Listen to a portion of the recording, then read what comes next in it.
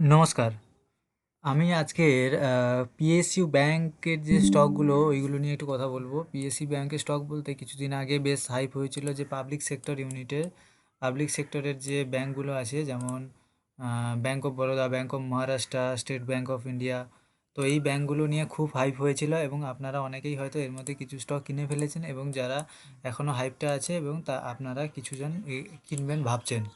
তো আমি একটা জিনিস জানেন তো, মার্কেট যখন ফিয়ার মোডে থাকে তখন আপনাদের কেনা উচিত, মার্কেট যখন গ্রিড মোডে থাকে তখন আপনার সেল করা উচিত। এখন পিএসইউ ব্যাংকের স্টকগুলো সব গ্রিড মোডে আছে, কারণ অলরেডি সবাই বলছে স্টক ভালো, পিএসইউ ব্যাংকের স্টকে ইনভেস্ট করবো, পিএসইউ ব্যাংকের স্টকে ইনভেস্ট করবো। সেই জন্য পিএসইউ ব্যাংকের যতগুলো স্টক আছে সব হাই পর্যায়ে আছে। ফার্স্টে আমি দেখাচ্ছি bank of Baroda. Bank of Baroda কত প্রাইস চলছে এখন?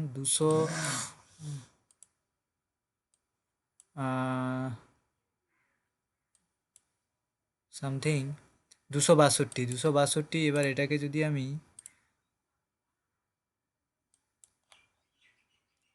হ্যাঁ এটা দেখুন অল টাইম হাইয়ের কাছে চলছে। দেখুন এটা 1 উইকে গেছি আমি, সেই 2023 থেকে 2023-এ কত প্রাইস ছিল, 160 ফাট ছিল।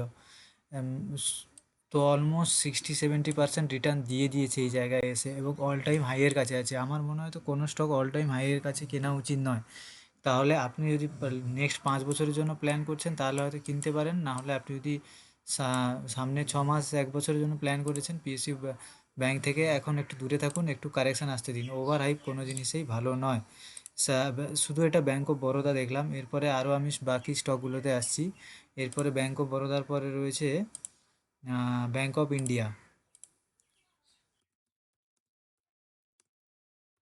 ব্যাঙ্ক অফ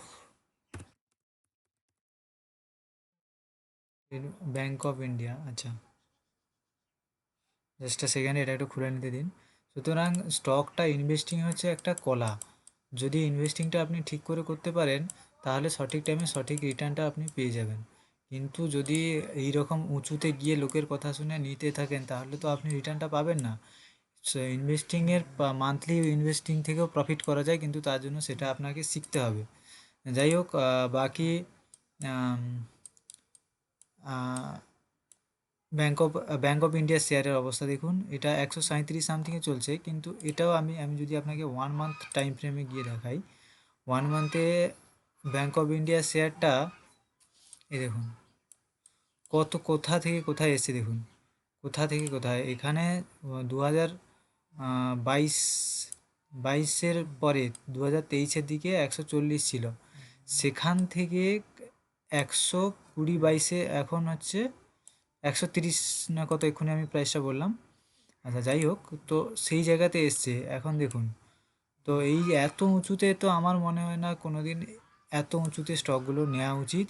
সুতরাং আপনারা যারা ইনভেস্ট করছেন, বাকি সমস্ত ব্যাংকের স্টকগুলো, পাবলিক সেক্টর ইউনিটে যতগুলো ব্যাংক আছে সব ব্যাংকেরই অবস্থা এরকম, একদম টপ পজিশানে গিয়ে বসে আছে। আপনারা গিয়ে কিনবেন, নিচে আসবে, কারেকশান হবে। তো কারেকশান হতে দিন কিছুদিন, আমার মনে হয় আরও এক এক মাস একটু ওয়েট করে যান, কিছু কারেকশান হতে দিন, 2 মাস ওয়েট করে যান, তারপর যদি পাবলিক সেক্টর ইউনিটে ব্যাঙ্কগুলোতে ইনভেস্ট করতে চান তাহলে আপনি ইনভেস্ট করতে পারেন।